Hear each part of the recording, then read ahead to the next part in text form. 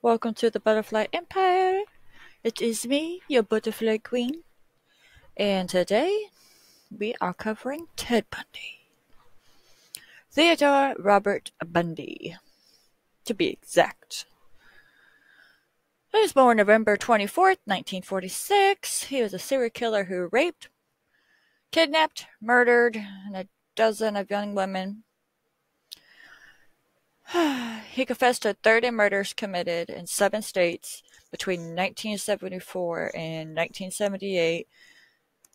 His true victim total unknown.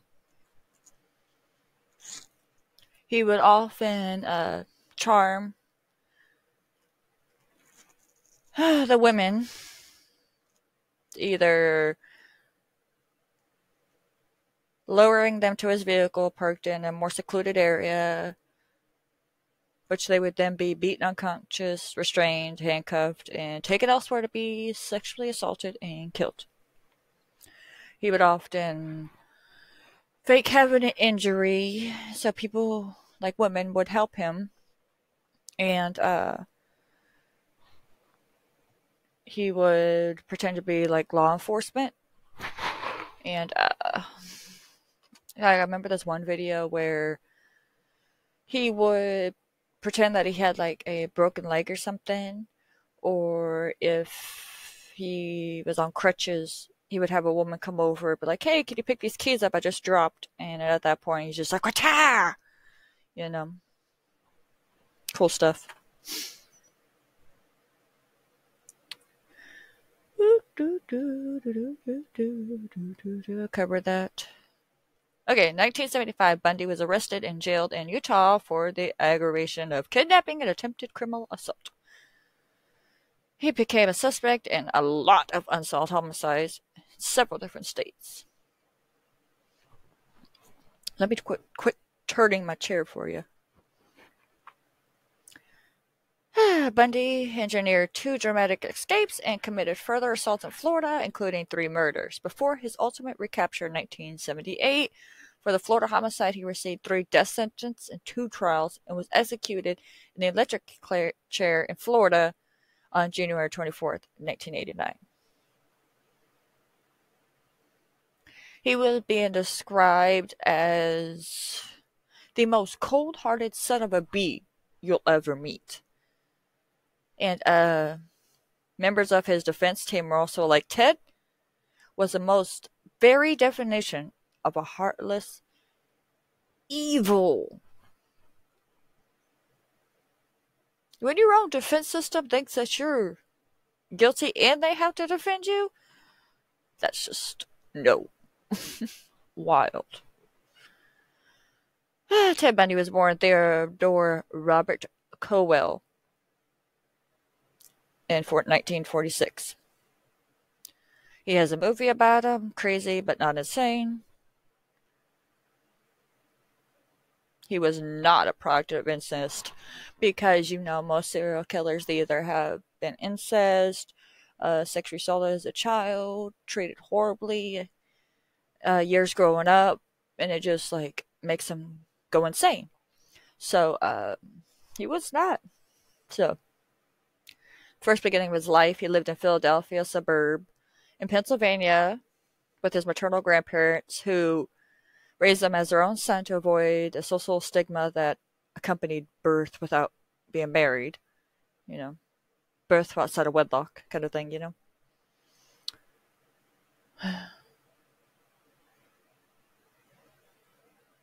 But they don't know who his real father is.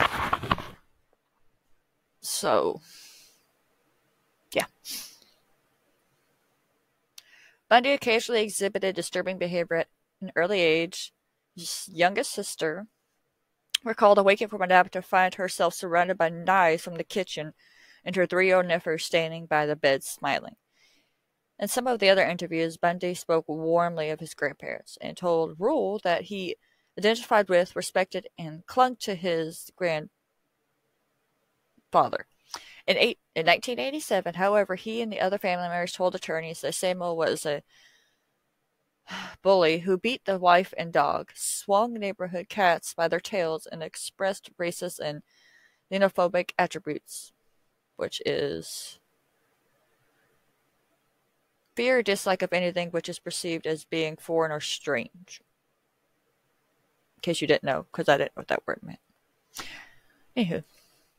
In 4 days, they reported that threw Julia down a flight of stairs for oversleeping. He would sometimes speak aloud an unseen presence, and at least one flew into a violent rage when the questions of Bundy's paternity was raised. Bundy described his grandfather as a timid and obedient woman who grandmother, as a timid and obedient woman who periodically underwent electrotherapy and for her depression, and feared to leave their house towards the end of the life. These descriptions of Bundy's grandparents have been questioned in more recent investigations. Some locals remembered Samuel as the fine man and expressed bewilderment in the reports of him being violent. In my opinion, when I heard the stuff that he's talking to unknown things, violent outrages, and all this stuff, that's like schizophrenia. So that's already running in his family, apparently.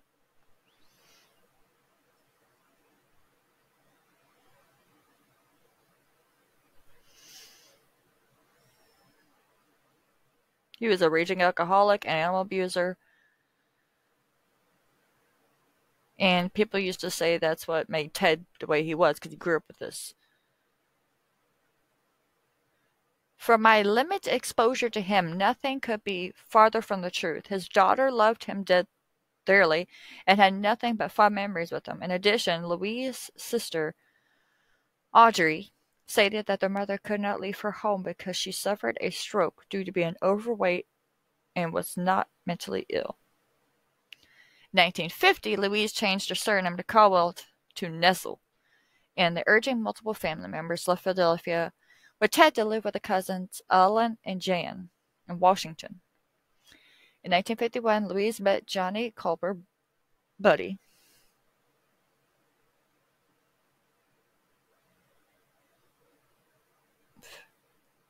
a hospital cook, and an adult singles night at Tacoma's First Methodist Church.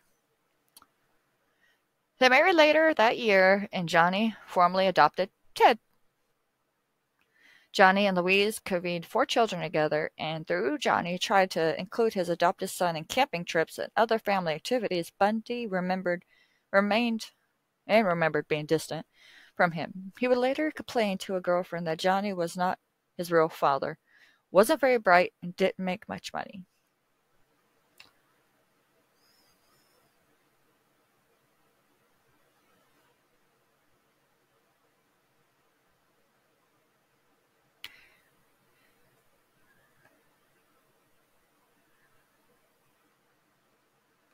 To mention, and I can't pronounce that.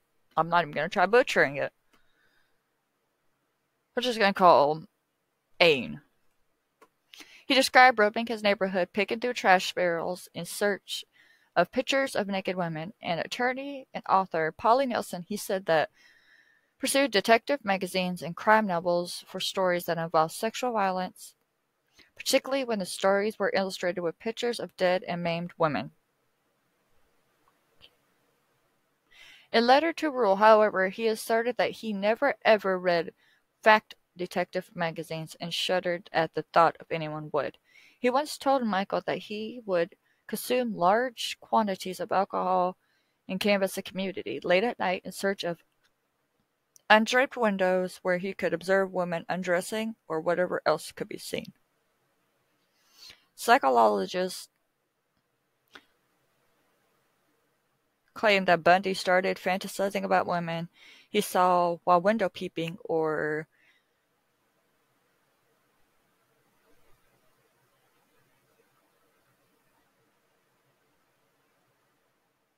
that sentence made my brain just shut off. That's when a sentence is so mistyped and it makes your brain go error. Okay, started fantasizing about women he saw while peeping or elsewhere. that. Mimicking the accents of some politicians he listened to on the radio. In essence, he was fantasizing about being someone else, someone important. He was a mean-spirited kid. He liked to terrify people. He liked to be in charge. He liked to inflict pain, suffering, and fear. Bundy engaged in animal cruelty. He hung one of the stray cats in the neighborhood from one of the clotheslines in the backyard, doused it in lighter fluid, and set it on fire. I'm not going to go further. They gave sounds. Nope. Bundy would take younger children in the neighborhood in the woods and terrorize them. He'd take them out there, strip them down, take their clothes, he said. You hear them screaming for blocks. I mean, no matter where you were, you could hear them screaming. Holt added that Bundy built makeshift punji traps, body trapping stakes, made out of wood or bamboo, which is sharpened, heated, and usually set in a hole, usually deployed in a substatical number. Okay. Injuring at least one little girl went over there on top of Ted's tiger traps and got the whole side of her leg split open with the sharpest point of the stick that she landed on. So I'm guessing it's like you put it in like a round teepee shape in a hole. You can get in and out. You just stab yourself instead.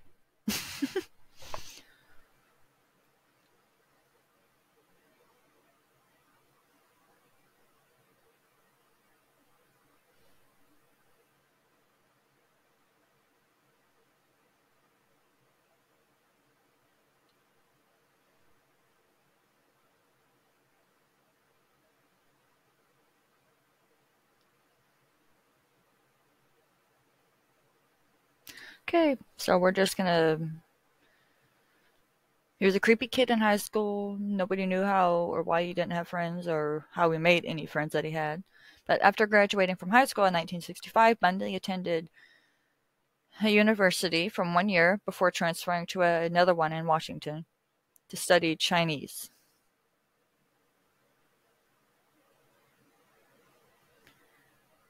So he went to college just to study how to speak Chinese. Didn't know that was a thing. In 1960, he became romantically involved with a UV classmate, University of Washington, Diana Edwards. Bundy later described Edward as the only woman I ever loved. In early 1968, Bundy dropped out of college and worked a series of minimum wage jobs. He also volunteered at the Seattle office of Nelson Rockefeller's presidential campaign and became Arthur Fletcher's driver and bodyguard during Fletcher's campaign to lieutenant governor of Washington State. Edwards graduated in the spring of 1968 and left Washington for San Francisco. But he visited her later in the year, and he earned a scholarship to study Chinese at the Stanford University that summer. Okay, none of this. We already got the background. Cool.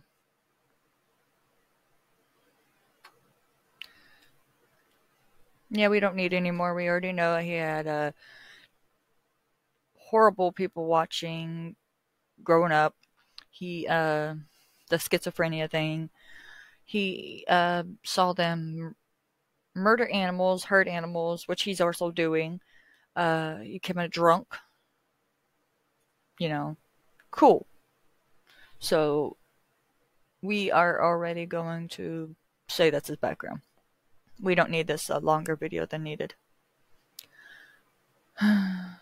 First, murders. First, I need coffee for all the speaking. Good coffee.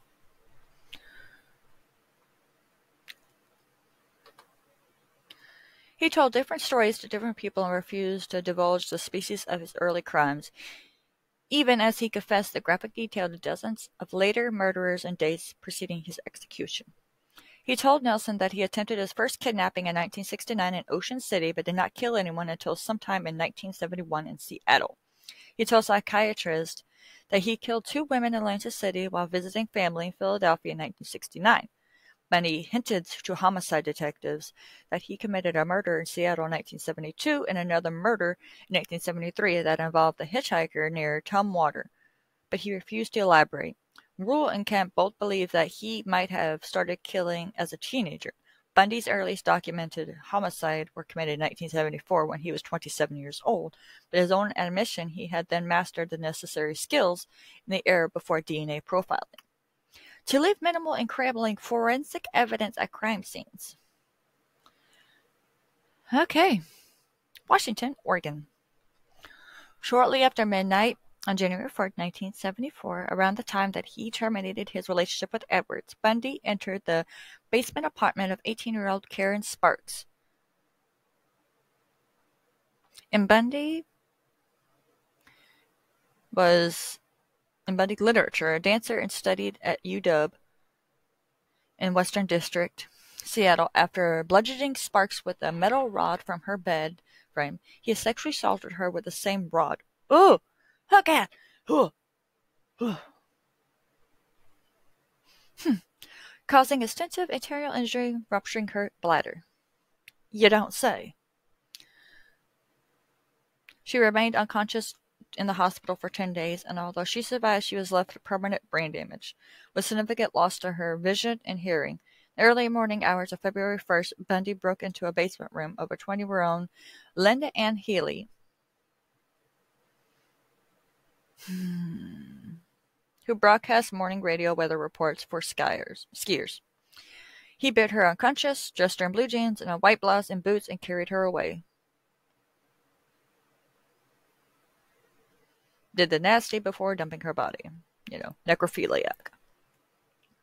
During the first half of 1974,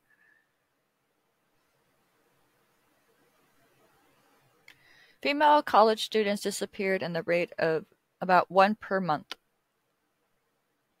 Donna Gail Manson, a 19-year-old student from Evergreen State College in Olympia,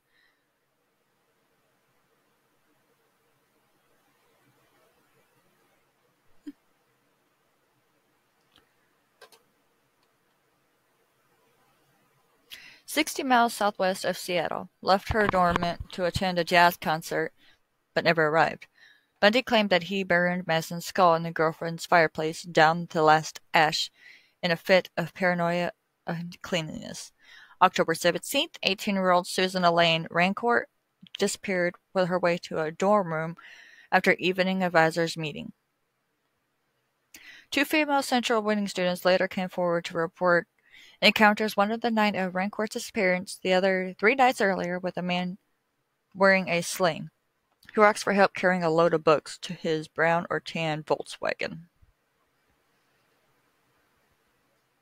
May 6th, Robert Catlin, 22. Buddy claims he spotted Parks in the cafeteria and persuaded her to go to him to a bar. After they got into his car, he tied up and gagged her. I'm not going to keep on. June 1st, Brenda Cole Ball, 22, disappeared after leaving the tavern. Was reported to be talking to a brown-haired man with his arm in a sling.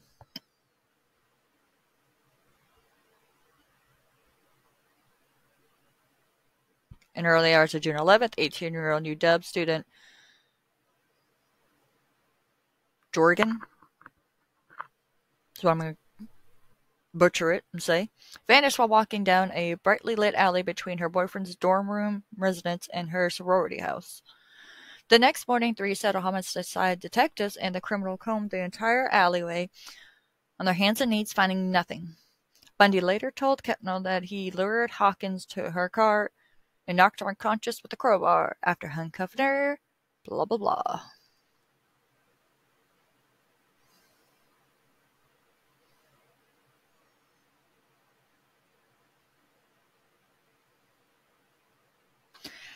After Hawkins' disappearance was publicized, witnesses came forward to report seeing a man on crutches. Remember the crutches thing I was telling you about earlier?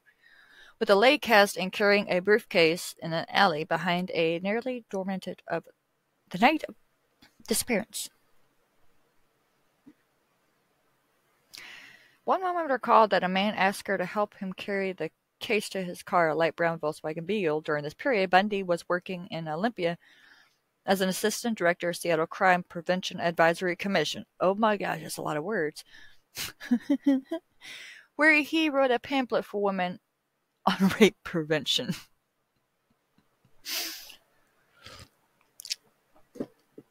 He was the one doing it, and also wrote pamphlets about how not to do it. Okay. Later, he worked in the Department of Emergency Services, a state government agency involved in the search of missing women.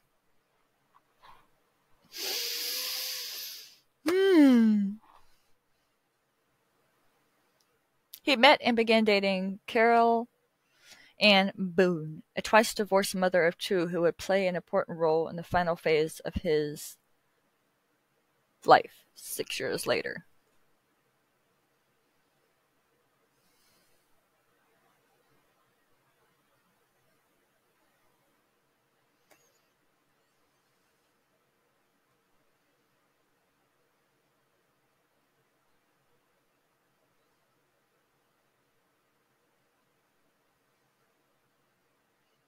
So all in all, pretty much, he would prey on women's motherly skills to help people. And when they come to help, of course, he would bludgeon them. Okay.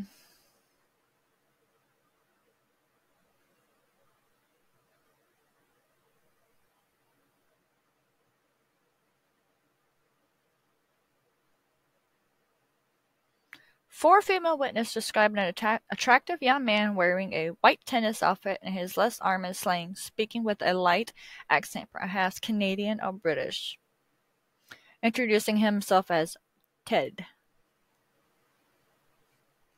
He asked for the help in unloading a sailboat from his tan or bronze-covered wagon. Three refused, one accompanied him as far as his car, saw that there was no sailboat, and fled. Three additional witnesses saw him approaching Janice Ann, a probation caseworker, with the sailboat story and watched her leave the beach in his company. After 4 hours later, Denise, a 19-year-old woman who was studying to become a computer programmer, left a picnic to go to a restroom and never was returned. Bundy told the FBI agents that Ott was still alive when he returned with Naslund, and he forced one to watch as he assaulted and murdered the other. But he later denied it in an interview. A composition sketch was printed in the newspaper when they were starting to catch on who he was. You know?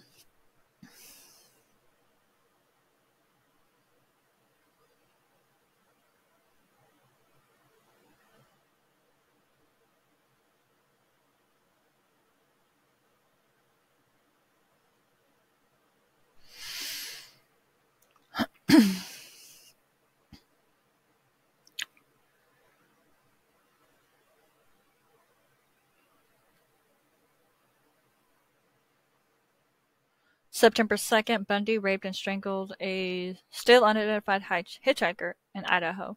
He then returned the next day to photograph and dismember the corpse before disposing of the remains nearby river. October 2nd, he abducts 16-year-old Nancy.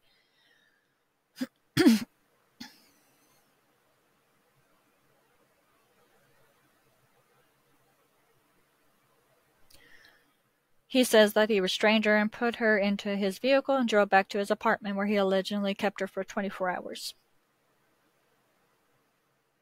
That her remains are buried near a park, but they were never found.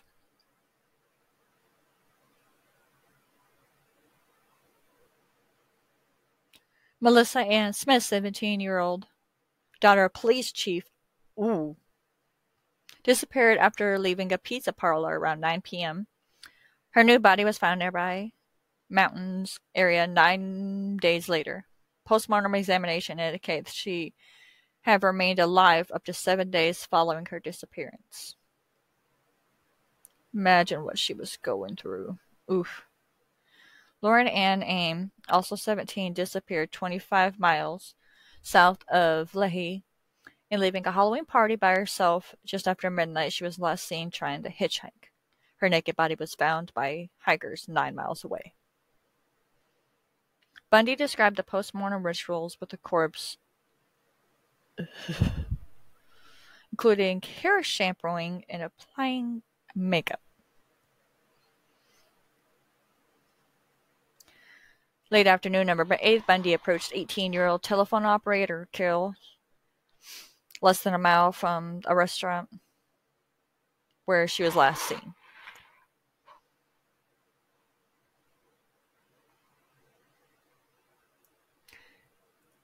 Anyways, he attempted to break into her car. He asked her to accompany her to a station to file a complaint. When the officer pointed out to Bundy that he was driving on a road that did not lead to the police station, he immediately pulled onto the shoulder and attempted to handcuff her. During the struggle, he inevitably fastened both handcuffs to the same wrist, and she was able to open the car door and escape. EEA.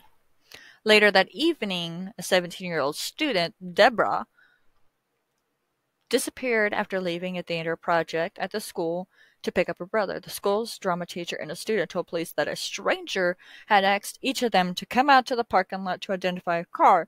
Another student later saw that the same man, pacing in the rear of the audition room, aka the auditorium, and the drama teacher spotted him again shortly before the end of the play. Outside the audition room, investigators found a key that unlocked the handcuffs removed to the officer's wrist.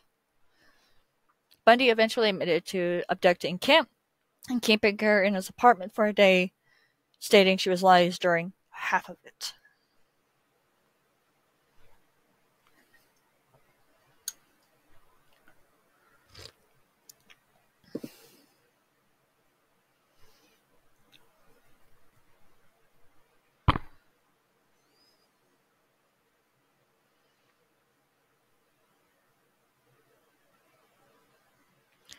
Okay, in 1975, Bundy shifted much of his criminal activity eastward from his base in Utah to Colorado. On January 12th, a 23-year-old woman registered nurse named Karen disappeared while walking down a halfway hallway between the elevator and her room. Damn! Not even leaving the building anymore.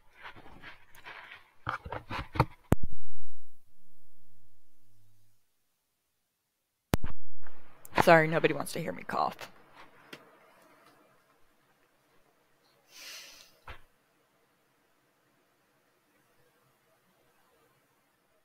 Her new body was found a month later next to a dirt road just outside the resort. According to the coroner's report, she had been killed by blows to her head from a blunt instrument that left decisive linear grooved depressions on her skull.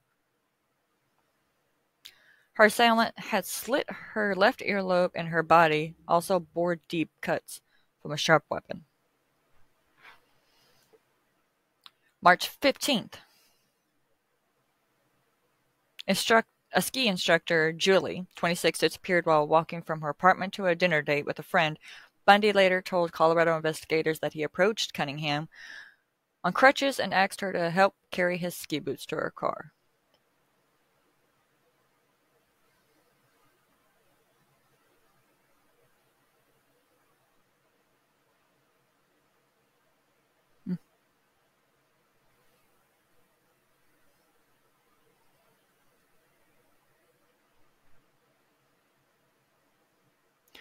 The admissions were supported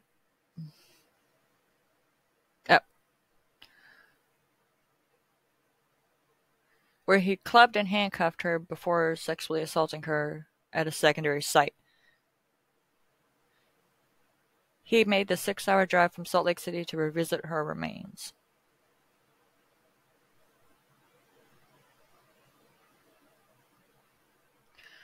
Denise, 25, disappeared near Utah-Colorado border in Grand Junction on April 6 while riding her bicycle to her parents' house. Her bike and sandals were found under the viaduct near a railroad bridge.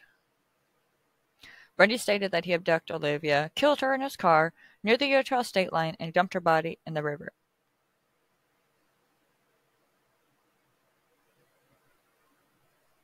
May 6th, Bundy parked outside a junior high school.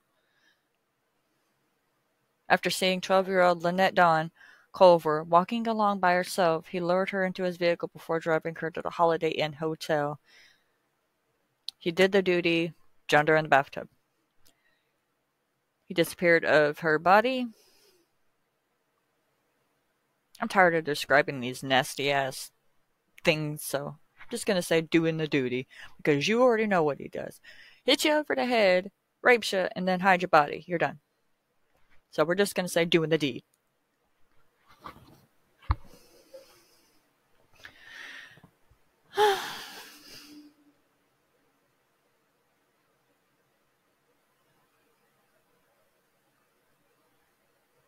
June 28th, 15-year-old Susan Curtis vanished from the campus. Her murder became Bundy's last confession, taped recording moments before he entered the execution chamber. The bodies, victims of Wilcox, Kent, Cunningham, Oliverson, Culver, and Curtis were never recovered. In August 75, Bundy was baptized. What's the point? Although he was not an active participant in services and ignored most church restrictions, he would rather late be accommodated following his 1976 kidnapping convictions. When he asked religious preference after he arrested, Bundy answered Methodist, the religion of his childhood. Washington State investigators were still struggling to analyze the Pacific Northwestern murderer spree that had entered and as abruptly as it began. In efforts to make sense of an overwhelming mass of data, they resorted to the then innovated strategy of complying a database. They used the payroll computer, a huge permanent machine.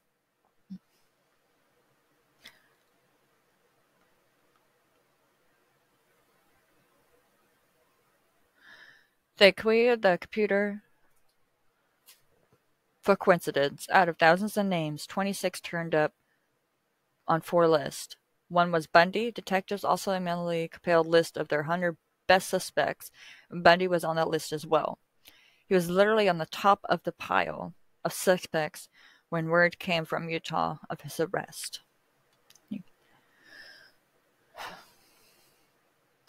August 16, 1975, Bundy was arrested by Utah Highway Patrol.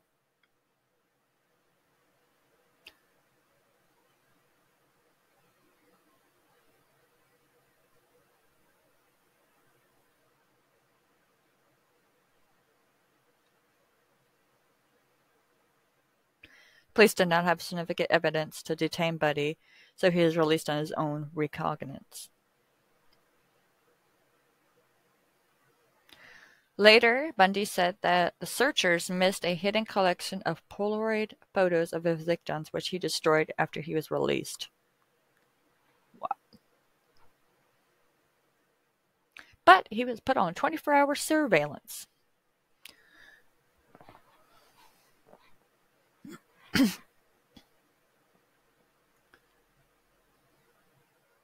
September, Bundy sold his Volkswagen Beetle to a Midvale teenager.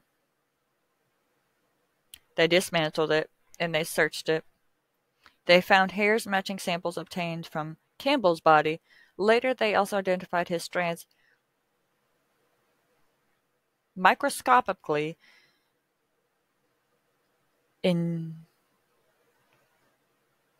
indistinguishable. I was trying to pronounce those words.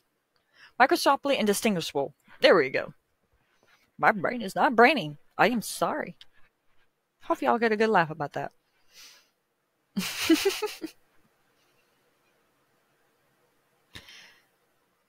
The detective specialist concluded that the presence of hair strands on one car matching 3 different victims who had never met one another would be a coincidence of mind-boggling rarity. They put Bundy in a lineup. DeRanch immediately identified him as Officer Roseland. Okay. But more than enough evidence to charge him with aggravating kidnapping and attempted criminal assault. In that case, he was freed on a $15,000 bail paid by his parents, and spent more of the time being indictment and trial in Seattle, living in another's house. Again, had insufficient evidence to charge him with the Pacific murders, but kept him under close surveillance. When Ted and I stepped out the porch to go somewhere, so many unmarked police cars started up that it sounded like a beginning of Indy 500. Okay, so he escaped, blah blah blah. Back in the jail, he escaped again. Back in the jail, escaped again.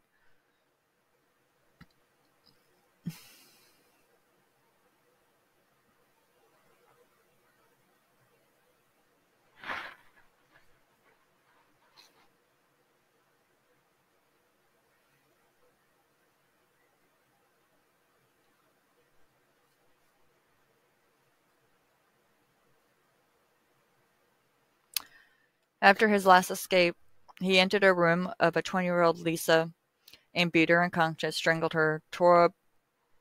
Okay, I can't say that on video. Tore up her girl parts.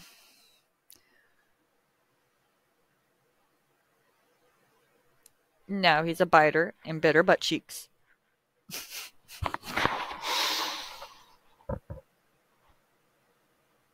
Lord help me. I'm trying to keep a straight face here.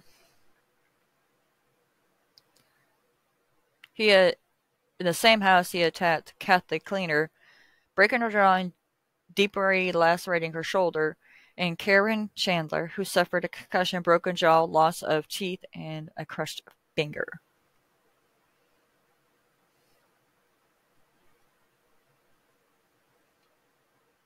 She fought away Bundy, got away.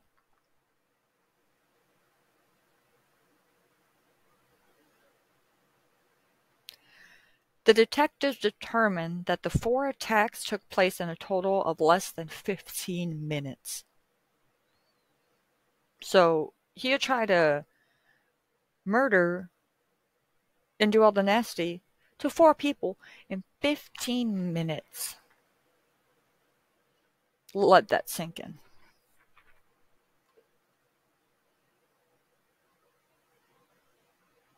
After leaving the sorority house, he broke into a basement 8 blocks away and attacked a 21-year-old, dislocating her shoulder and fracturing her jaw and skull in 5 places. She was left with permanent deafness, equilibrium damage, and ended her dance career. Oh. Police found a semen stain and pantyhose mask containing 2 hairs similar to Bundy's in class and characteristics. Bundy drove 150 miles east to Jacksonville in a stolen van. In the parking lot, he approached a 14-year-old Leslie, the daughter of Jacksonville Police Department chief detectives, identified as Richard Burton, fire department. But retraining of the paramedics' older brother arrived and then confronted him. The afternoon, he backtracked 60 miles, where he was following a 12-year-old girl, Kimberly. 7 weeks after an intensive search, her partially mummified remains were found in a pig shed.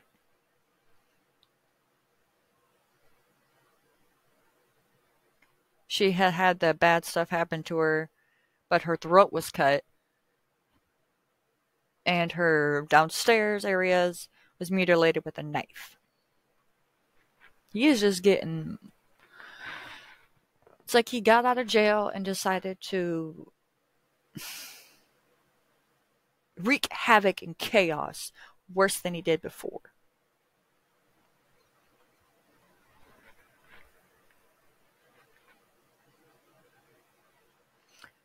February 12th was insufficient money to pay his overdue rent and growing suspicion that police were closing in on him. Bundy stole a car, fled Tallahassee, driving westward.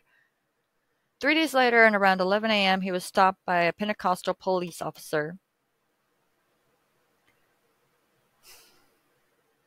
They were after warrants. Checks showed his Volkswagen Beetle was stolen.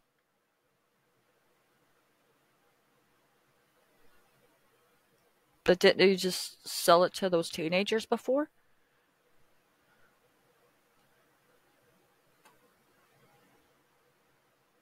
What? When he told them that he was under arrest, Bundy kicked his legs out from under him and took off running. Lee fired 2 warning shots and then gave the chase and tackled him. The two struggled over Lee's gun before the officer finally subdued and arrested Bundy. In the stolen vehicle, there were 3 sets of IDs belonging to the female students, 21 stolen credit cards, and a stolen television set.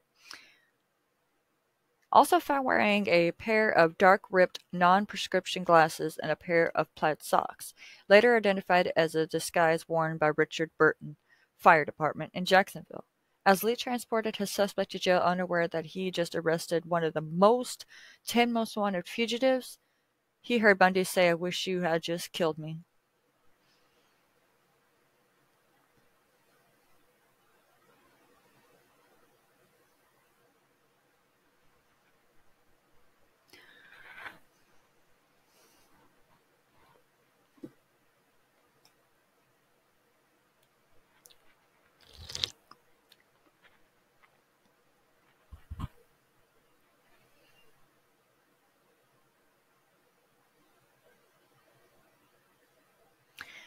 On July 24, 1979, of the Bowman and Levy murders, 3 counts of attempted first-degree murder from assault on Kepner, the sorority girls, I'm not even going to try, and 2 counts of burglary.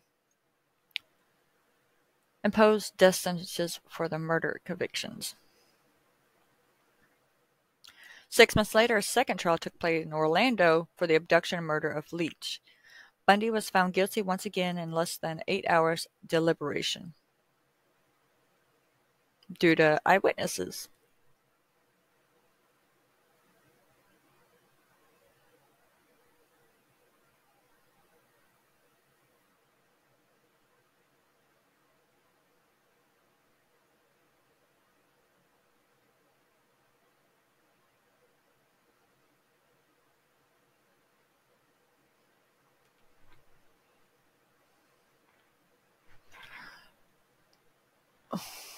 Hold up.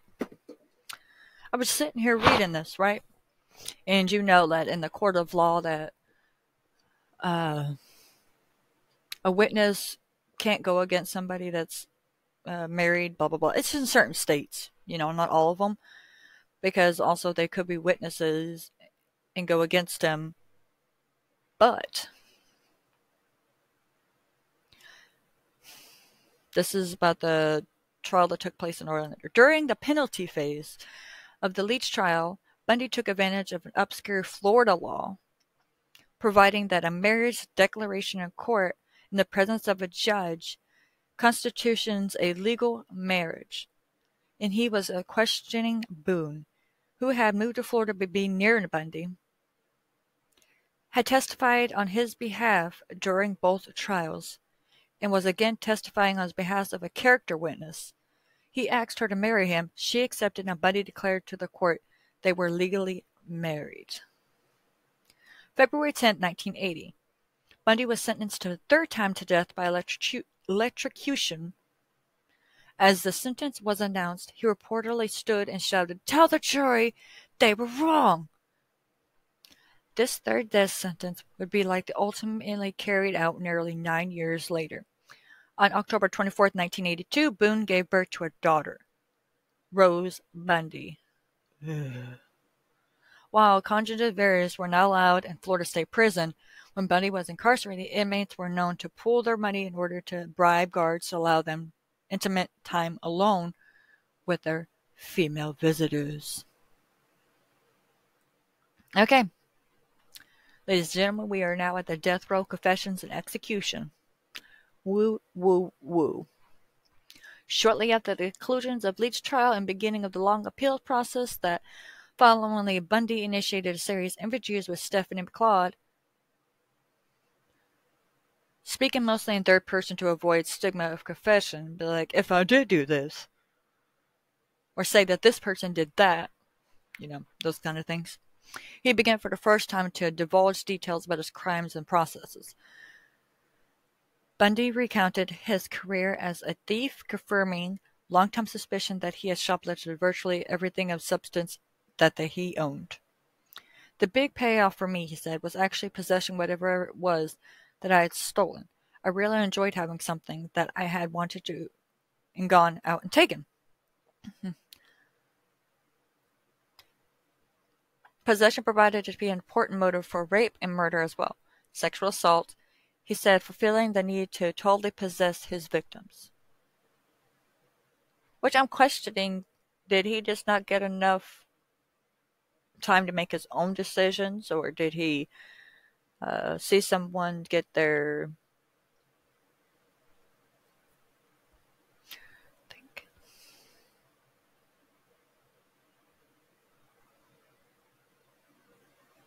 It'll click sometime. Oh well. At first, he killed his victim as a matter of expedience to eliminate the possibility of being caught, but later murder became part of the adventure. The ultimate possession was in fact the taking of the life, he said, and then the physical possession of the remains. Bundy had also confided in a special agent of the FBI. Hagmaker was struck by a deep, almost mystical satisfaction that Bundy took in murder. He said that after a while, murder is not just a crime of lust or violence. It becomes possession. That part of you becomes a part of you, and you two are forever one. And the grounds where you kill them or leave them become sacred to you, and you will always become drawn back to them.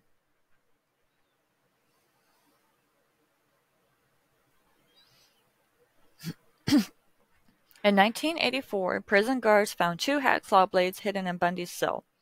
A steel bar in one of the cell's windows had been sawed completely through on top and bottom and glued back into place with the homemade soap-based adhesive. Several months later, the guards found out the unauthorized mirror, and Bundy was moved to a different cell. Shortly thereafter, he was changed with a disciplined interaction with unauthorized conspiracy with another high-profile criminal. Okay, moving on.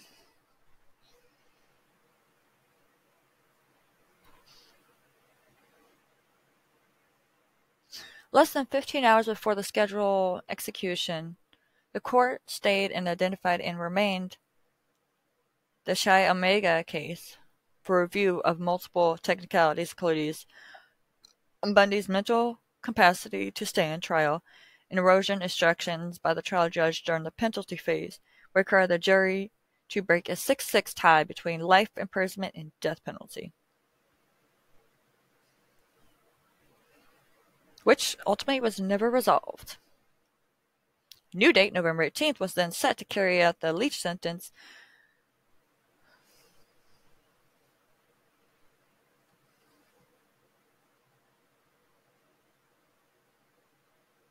Okay, moving on.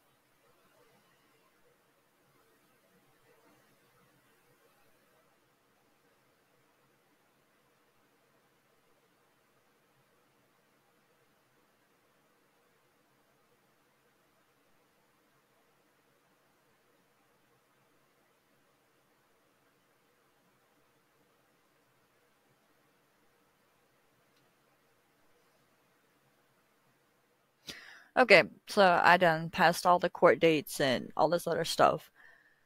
Pathology. Bundy underwent multiple psychiatric exams, and he was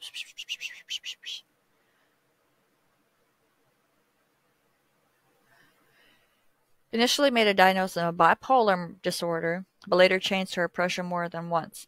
She also suggested the possibility of multiple personality disorders based on behavior described in interviews.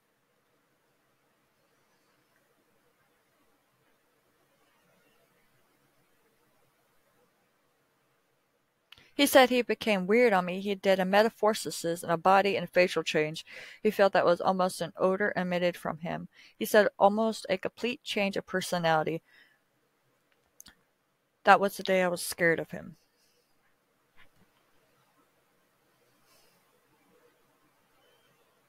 Ooh, ooh, ooh. Do do do do do do do. While experts found Bundy's precise diagnosis elusive, the majority of the evidence pointed away from his bipolar disorder or other psychosis and towards an antisocial personality disorder. Bundy displayed many personality traits typically found in those patients, often identified as sociopaths or psychopaths, such as outward charm and charming, little true personality and genuine insight beneath the facade.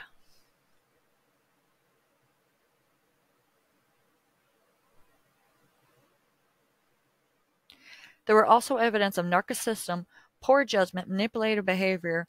Upon assessment using checklist, Bundy was reported evaluated 39 of 40. Sociopaths are egotistic manipulators who think they can do or con anybody. Sometimes he manipulates even me.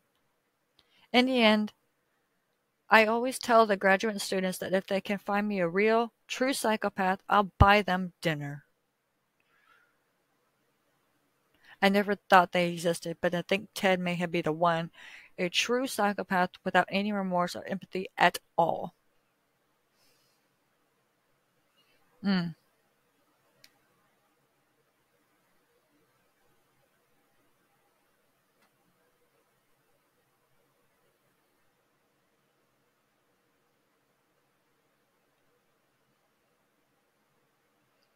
Okay.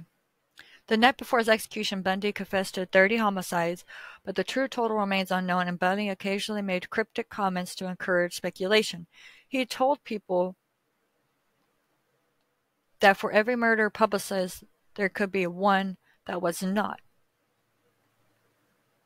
Agents proposed a total tally of 36. Bundy responded, add one digit to that, and you'll have it. Ooh. Years later, he told Nelson the common estimate of 35 was accurate, but the captain wrote that Ted and I both knew the total was much higher. An interview stated the belief that Bundy had killed at least 50 or maybe 75.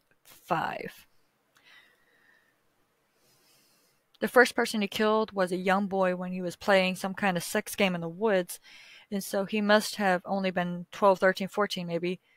Ted told me at the interview that he killed over 100 people.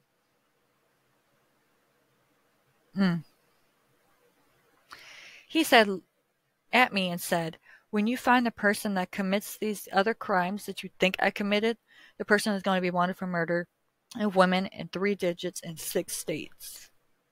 I don't think he ever knew how many he killed or why he killed them. On one evening before his execution, Bundy reviewed that his victim tally 30 homicide.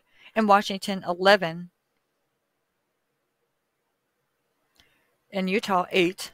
Colorado, 3. In Florida, 3. In Oregon, 2. In Idaho, 2. In California, 1. 1974. January 4th, Karen Sparks. February 1st, Linda Haley. March 12th, Donna Gail Manson. April 17th, Susan Rancourt. May 6th, Roberta Parks. June 1st, Brenda Carol Bale. June 11th, Georgiana Hawkins. July 14th, Janice Ann Ott. July 14th, Denise Nestled. Utah, October 2nd, Nancy Wilcox. October 18th, Melissa Ann Smith. October 31st, Lauren Ann Aim. November 8th, Carol DeRoch. November 8th, Deborah Jean Kent. 1975, January 12th, Corrine Campbell. March 15th, Julie Cunningham. April 6th, Denise Olveson. May 6th, Lynette Culver. June 28th, Susan Curtis. 1978, Florida, Margaret Bowman.